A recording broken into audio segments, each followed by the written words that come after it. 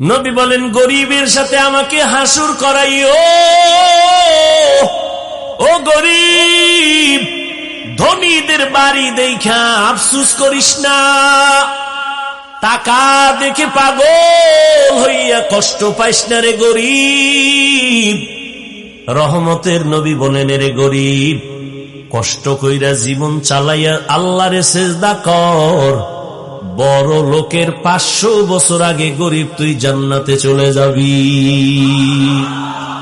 আতিনা ফি দারে দুনিয়া না হাসান, আতিনা ফি দারে উকবা না হাসান, ইয়া গিয়াসাল মুস্তাগীসিন ইহদিনা লিফতিখারা বিল উলুমে ওয়াল গিনা।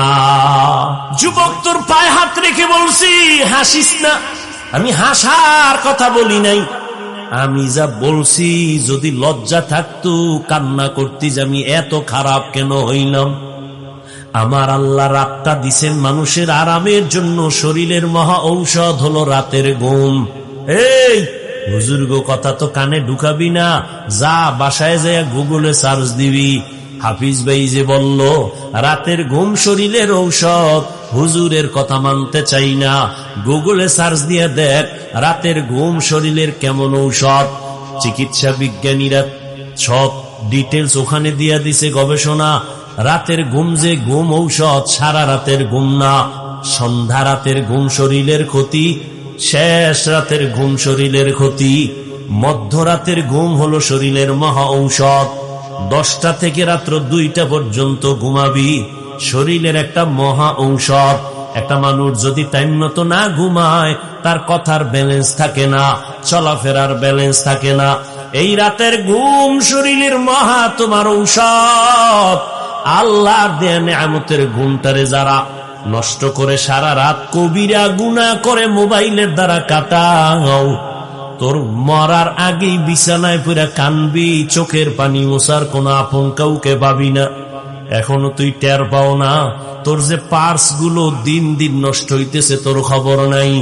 ডাক্তারের কাছে গিয়া একটু পরীক্ষা নে, আই হসপিটালে গিয়া দেখ, 1 বছর আগের চোখের পাওয়ার এখন খানিকটা মাইনাস হয়ে গেছে। একটু পরীক্ষা করে দেখ, মাথা ব্যথা আগের তুলনায় বেড়ে গেছে, বুকে ব্যথা বেড়ে গেছে। ও আল্লাহর গোলাম, তোমার কিডনির উপরে এফেক্ট হচ্ছে। এই মোবাইলের দ্বারা আজ তোমার জীবন ধ্বংস, তোমার যৌবন ধ্বংস। এমন একটা সময় আসবে, সময় মতো পার্স গুলো কাজ করবে না, কান্না করে এ পার্স আর ফেরত পাবি না। নকল কান লাগাবি, কাজ হবে না। নকল একজনের কিডনি লাগাবি, আসল কিডনির ফায়দা দিবে না। নকল চক্ষু লাগাবি, আসল চোখের ফায়দা দিবে না। আল্লাহর দেওয়া পার্স গুলো নিজে হাতে মোবাইল লইয়া নিজে নিজে সব পার্স গুলো নষ্ট করতেছো। কার্টুন দেখতে দেখতে এখন নিজের চেহারাটা নষ্ট হয়ে গেছে।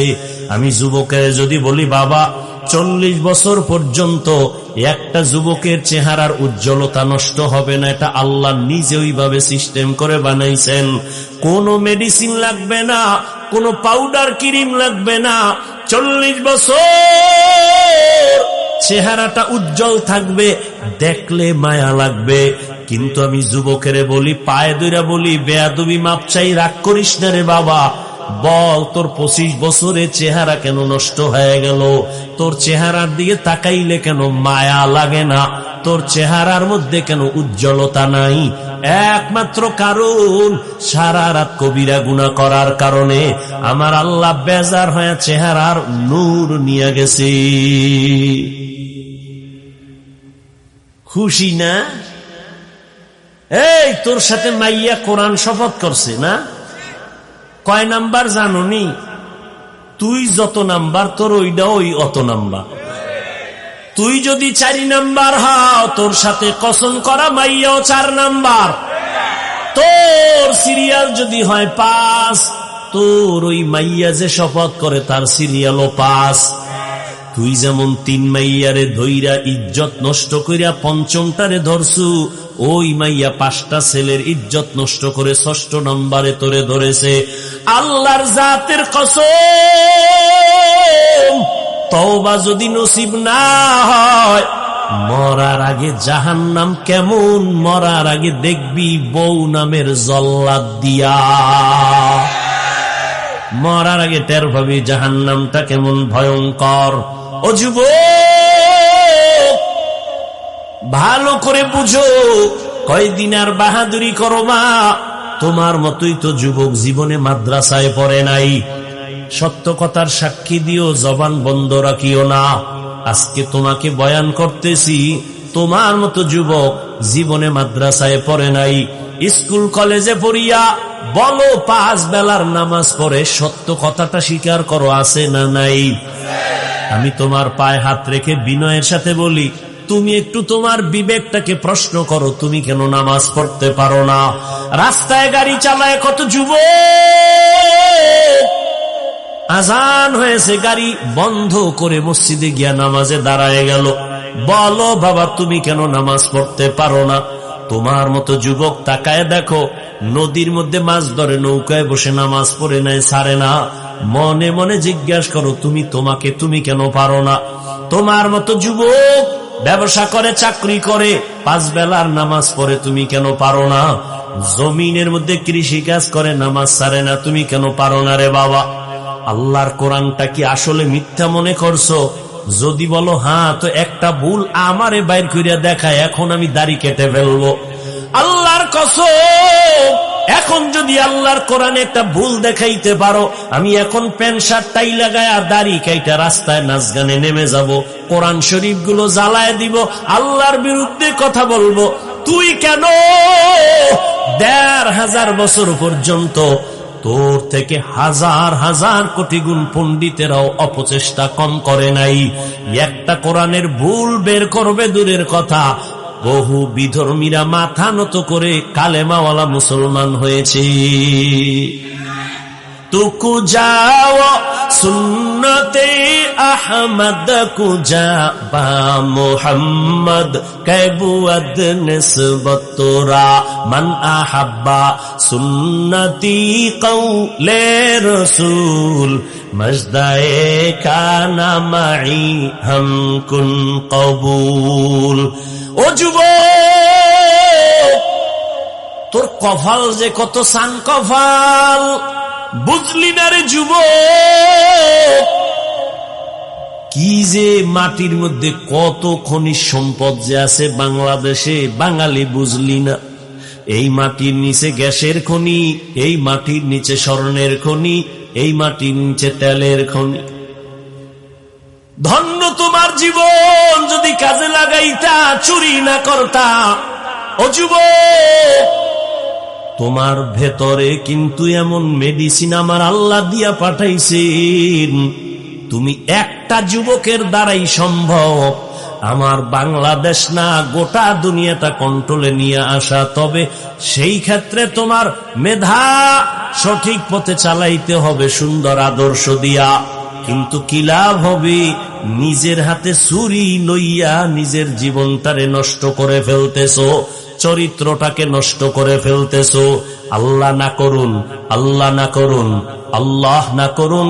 আমি আজকেও বলে আসছি, মাগরিবের পরে এক জায়গায় 2500, যদি আল্লাহ তোরে এই সময় দুনিয়ার থেকে নিয়ে যায়, দুনিয়ার থেকে যদি তুমি মরিয়া যাও, আল্লাহ না করুন, কথার কথা, যদি আজ মরে যাও, যুবক একটু ভাবছো নিজে, তোর আব্বা আম্মা কানলেও কিন্তু ভেতরে ভেতরে খুশি হবে কেন? ছেলেটার চরিত্র এত খারাপ, ওর কারণে আমরা সমাজের মানুষের সামনে মুখ দেখাইতে পারি না। মইরা গেছে, একটা বালা গেছি গা। একটু চিন্তা কর, তোর কপালটা এত খারাপ কেন যে তুই মইরা গেলে তোর মা বাপ খুশি হবে, তুই মরে গেলে ইমাম সাহেব খুশি, কারণ তার সাথে আচরণ ভালো করো নাই। তুই যদি মরিয়া যাও, আলেমরা খুশি, কারণ তোর ফেসবুকের স্ট্যাটাস দেখে মানুষ কষ্ট পায়। তুই মইরা গেলে তোর বন্ধুটা পর্যন্ত খুশি, কারণ তুই বন্ধুর সাথে ব্যবহার ভালো করো না। একটু বালিশে মাথা লাগাইয়া চিন্তা করিস, কুত্তা শুয়ারে রে আল্লাহ পাক চিন্তা করার মতো মেধা দেন নাই, ভালো মন্দ যাচাইয়ের মেধা মানুষকে দিছেন। ও যুবক বাবা, তুমি একটু চিন্তা করো, রহমতের নবী 1500 বছর আগে বলেছেন, ও যুবক বাবারা, এমন এক টাইমে আমি মক্কায় আসছি যেই সময় মক্কার মানুষ চরিত্রহীন, খারাপ, আমার আপন বলতে কেউ নাই। মানুষ বিপদে পইরা বাবার কাছে যায়, আমার আব্বাও মায়ের কাছে গিয়া কয়, মা একটু হাত উঁচু করে দোয়া করো, আমারে আল্লাহ এমন ভাবে জমিনে পাঠাইছে, আমার চারদিকে এই পরিমাণ দুশ্মন, আমি দোয়া চাওয়ার জন্য আব্বারেও পাইলাম না। 6 বছরে মা হারায় বড় অসহায়, কিন্তু আমার অন্তরে একটু খুশি। ওই বিপদের সময় আমার উপকার যারা করেছে অধিকাংশ যুবক, আর আমার বিরোধিতা করেছে যারা বুড়া। যুবকেরা আমার উপকার করেছিল। এই গৌরীপুর এলাকার মুসলমান যুবকরে 1500 বছর পরে একটু দাঁড়াইয়া বলতে পারবিনি আমার মদিনার নবীর আদর্শের উপকার কি করলি? একটা মানুষ দাড়ি রাখছে, যদি খুশি হইয়া বলতে, যুবক ভাই তুমি দাড়ি রাখছো নি? কয় হ্যাঁ, ধন্যবাদ তোমারে, দোয়া করিও আমিও যেন রাখতে পারি। তাহলে নবী খুশি হইতেন, আল্লাহ খুশি হইতেন। কিন্তু না, তোমার কপাল এত খারাপ, একটা যুবক ছেলে দাড়ি রাখার পর তুমি আবার তারে নিরুৎসাহিত করিয়া বলো, এই তুই দাড়ি রাখছো? কাহা বয়স কত? এত এত তাড়াতাড়ি বুজুর্গ, লজ্জা করে না? বিয়ে শাদী করছো? কয় না। এত তাড়াতাড়ি? তোমার থেকে সান্ত্বনার বাণী পাইল না। অথচ নবী বলেন, যুবক আমার উপকার করেছে, বুড়ারা আমার বিরোধিতা করেছে। নবীর বিরোধী দুশ্মন আবু জাহাল বুড়া, আবু লাহাব নবীর দুশ্মনী করে বুড়া, উতবা নবীর দুশ্মনী করে বুড়া, সায়েবা নবীর দুশ্মনী করে বুড়া। আর নবীর আপন হইয়া উপকার করার জন্য রহমতের নবীর হাতের সাথে হাত লাগাইছেন 11 বছরের সন্তান। কয় বছর? 11 বছরের সন্তান হাত লাগাইয়া নবীর সাথে শপথ নিলেন কালেমার পতাকা উড্ডীন করার জন্য। নবী কয়, ও ভাই তুমি এতদিন ছিলা আমার চাচাতো ভাই, এখন থেকে তুমি আমার সাহাবী। হযরত আলী 11 বছরের মধ্যে নবীর হাতে হাত লাগাইয়া দিলেন। 11 বছর মদিনার নবী বলেন, এতদিন ছিল আলী আমার চাচতো ভাই, এখন কি হইছে? সাহাবী। কিছুদিন পরে কি হবেন? কি হবেন? জামাতা। নবী খুশি হইয়া, যুবক আমার কাছে আসছে, নবীর প্রাণ ঠান্ডা হয়ে গেছে। আলী তো আলী, নবী এমন একটা চোখের পাওয়ার দিয়া দিছেন কলবের ভেতরে। আলী 900 মনের ওজন, এমন একটা কামুজ দুর্গের কপাটা এক হাতে উঠায়। আলীর আল্লাহ এমন পাওয়ার দিছেন, মদিনার নবী অন্তর ভইরা দোয়া করেন, আনা দারুল হিকমা ওয়া আলিয়ুন বাবুহা, আমি মুহাম্মদ হলাম ইলম ও হিকমতের ঘর, আর এই ইলমের ঘরের দরওয়াজা আমার আলী। আল্লাহর নবীর দোয়ার কারণে আল্লাহ পাক আলীকে এত পরিমাণ জ্ঞানের ভান্ডার দিলেন। ওমরের খেলাফত চলতেছে, ওমরে ফারুক তো আর একটা বাঘ, চেয়ারের মধ্যে খেলাফতের মসনদে বসা, হঠাৎ সামনে পাশে আলীও আছেন। হঠাৎ একজন মহিলা আদালতে হাজির। মহিলা দায়িত্বহীন ভাষায় চিল্লায় বলে, খলিফাতুল মুসলিমিন, আমি অপরাধী, বিচারের জন্য আসছি, আমার বিচার করেন, আমি অন্যায় স্বীকার করলাম। কি অন্যায় করেছো? মহিলা বলে, আমি জিনা করেছি। জিনা জিনা করি একটা অবৈধ বাচ্চা আমার পেটে নিয়ে দাঁড়াইছি, বিচার করেন। কার সামনে? আরে কথা কন না, গেল ওমরের সামনে। ওমর তো কথার আগে তরবারি, জল্লাদ তরবারি ডালা। কেন? কয় দেখছুনি নিজের অপরাধ নিজে স্বীকার করছে। কেন? কয় ও জাহান্নামের আযাবের ভয় পায়। ও আল্লাহর বান্দি বলে, আমি দুনিয়ার শাস্তি মাথা পেতে নিব, কিন্তু পরকালে আল্লাহর আযাব নিতে পারবো না। ও পর্দার আড়ালের আম্মা জানেরা, একটু মাইকের আওয়াজ কানে লাগায় শুনেন। এতক্ষণ আপনাদের সন্তানদের যেই পরিমাণ বয়ান আমি শুনাইলাম রে মা, এই সন্তানগুলোকে যদি আমার কথা বাস্তবায়ন করার জন্য চেষ্টা করা হয়, আম্মা জান আপনাদের অবদান ছাড়া সম্ভব হবে না। এই দুনিয়ায় যত ভালো সন্তান একমাত্র মায়ের অবদানের কারণে। এজন্যই তো মা আপনাদের এত মর্যাদা আল্লাহ বাড়াইছেন নবীর মাধ্যমে। কিয়ামত পর্যন্ত কোন লাইনে আলাদাভাবে নারীর মর্যাদা বাড়ানোর কোনো রাস্তাই নাই। দুনিয়ার কোন বেঈমান যদি বলে আমরা আলাদা নারীর সম্মান দিব, খোদার কসম নারীর সম্মান হবে না, চালাকি করলে হবে নারীরা অপমান।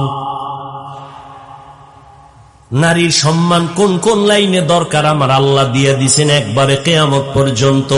নবীদের মা বানাইছেন নারীদেরকে। আম্মা জানদের বেলায় বলবনি দিয়ে একটা কথা, এরে আম্মা জান আপনাদের জীবনটা তো ধন্য, আপনারা নবীদের মায়ের মতো মা, সাহাবায়ে কেরামের মায়ের মতো দামি মা। আপনারা এই যে স্টেজের মধ্যে হাফেজে কোরআনদের বাগড়ি দেওয়া হলো, একটু চিন্তা করেন ওর মা কত খুশি, ওর বাবা কত খুশি, কলিজাটা ভরে গেছে।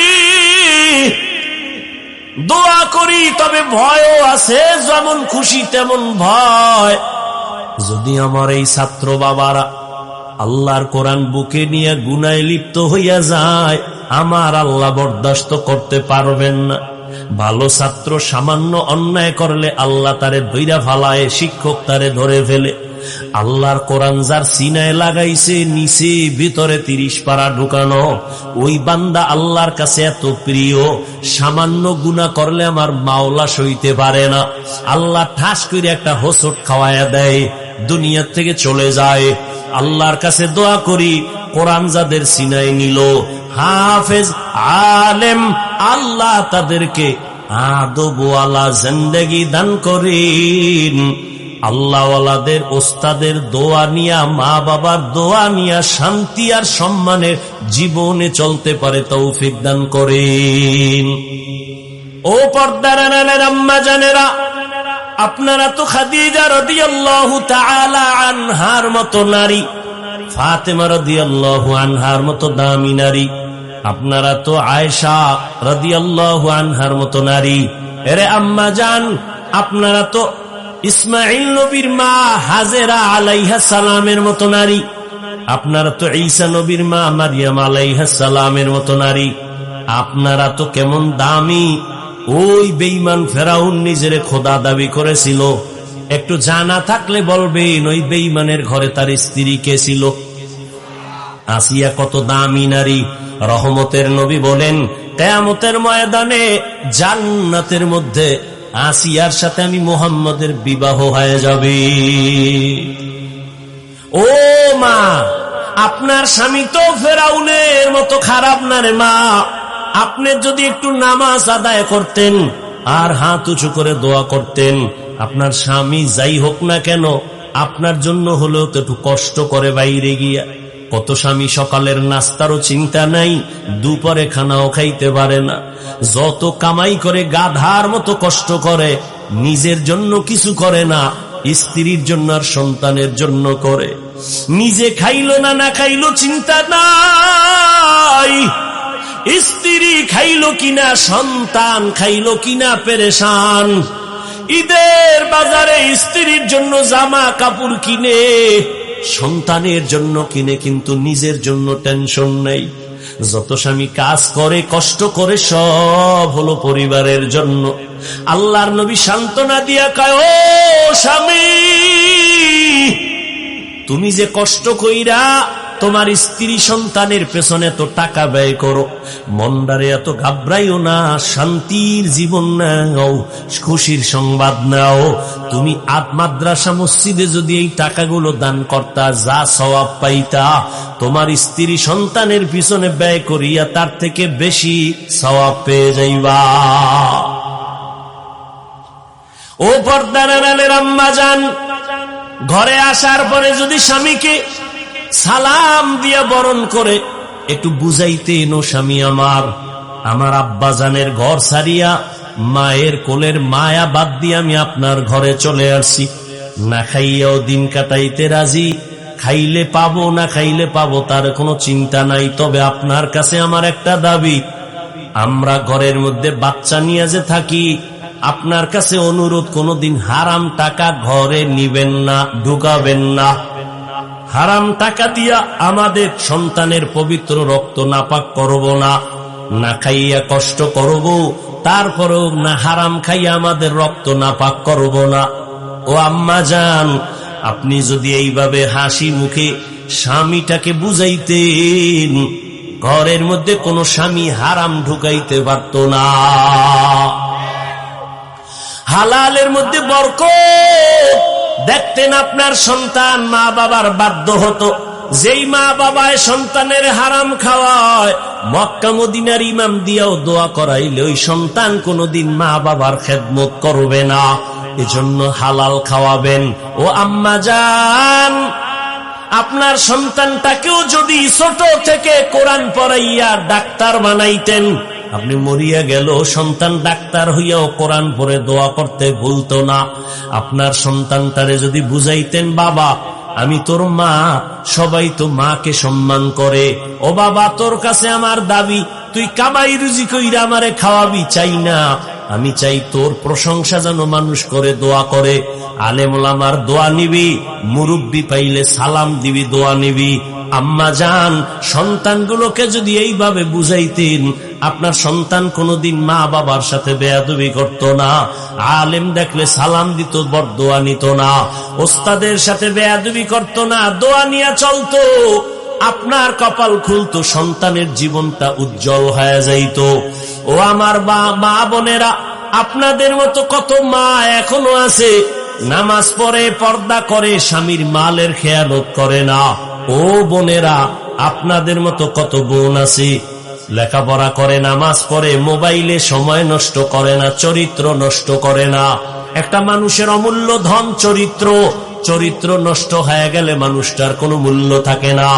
এ আল্লাহর বান্দারা, এখনো যদি যারা এই গুনায় লিপ্ত, চরিত্র নষ্ট, তওবার দরজা খোলা। আল্লাহর ইবাদতের জন্য এখনো সময় দিতে পারো না রে যুবক। ইবাদত বড় দামি একটা সম্পদ। আমার নবীকে আমার আল্লাহ মেরাজের বেলায় আব্দ শব্দ বলে ইশারা করলেন। তিনটা কারণে নবীকে আল্লাহ আব্দ শব্দ বলেছেন মেরাজের ঘটনার শুরুতে। নবীকে আল্লাহ বান্দা বলিয়া বুঝাইছেন।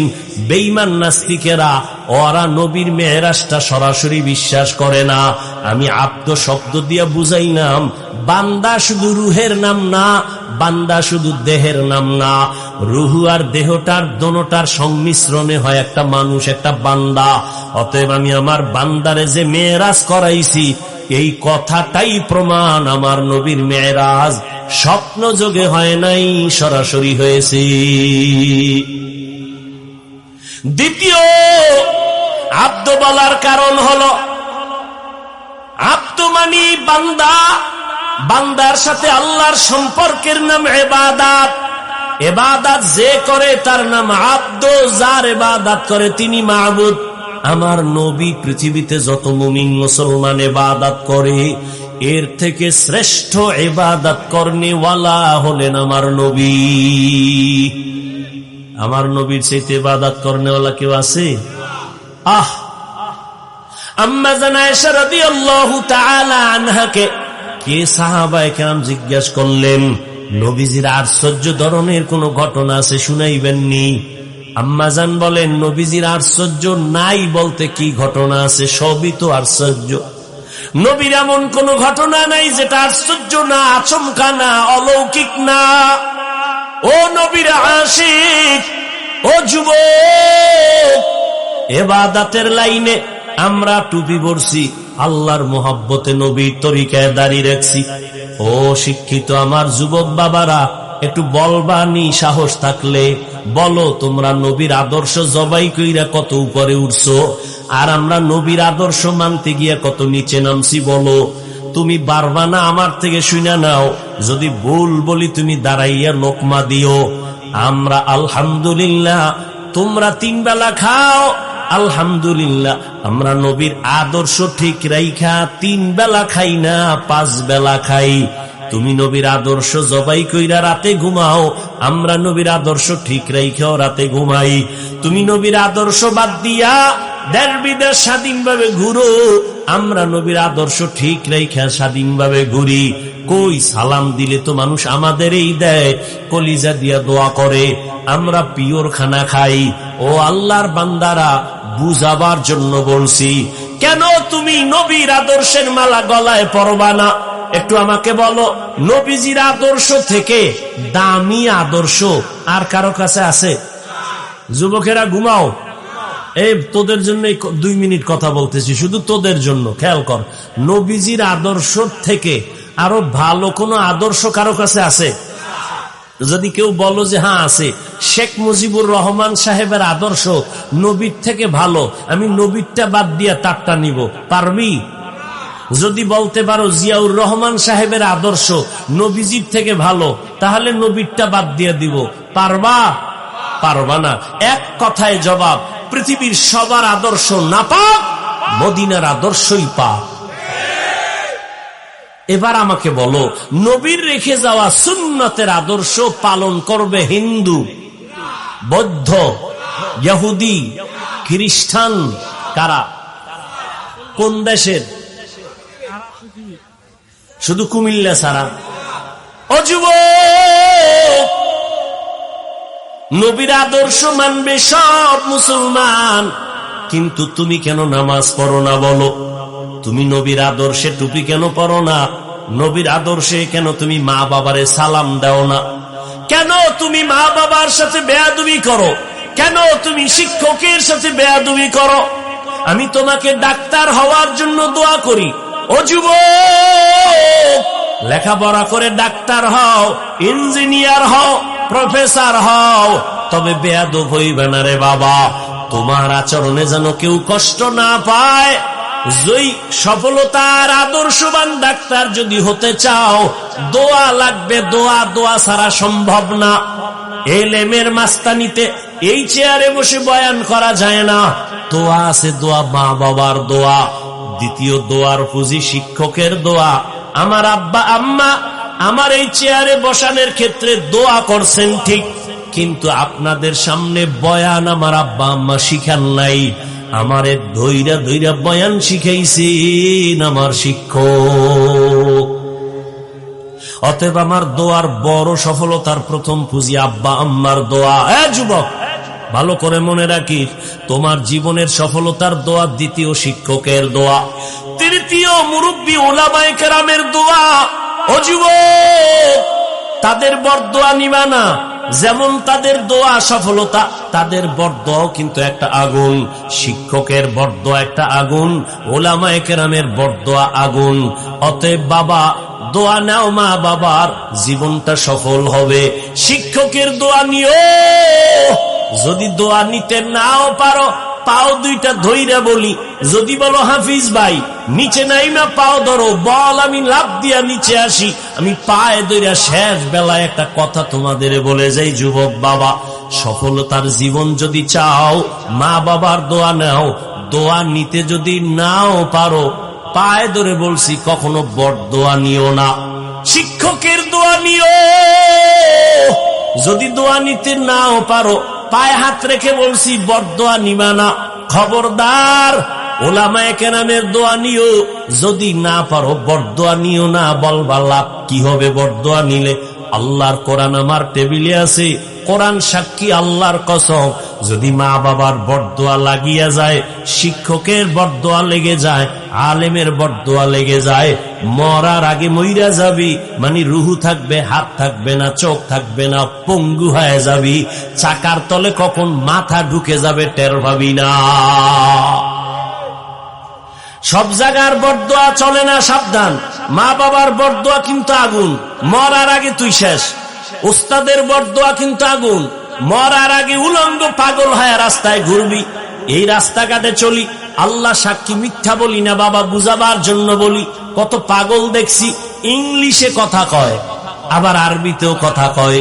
আমি চিন্তা করলাম, পাগল হইয়া কি আবার ইংরেজি শিখছে, আরবি শিখছে নি? খুঁজে দেখলাম না। তাহলে পাগল আবার ইংলিশ কয় কেন? খবর কোথাও না পাইয়া একা একা ভাবলাম, ভেবে চিনতে বের করলাম আসলে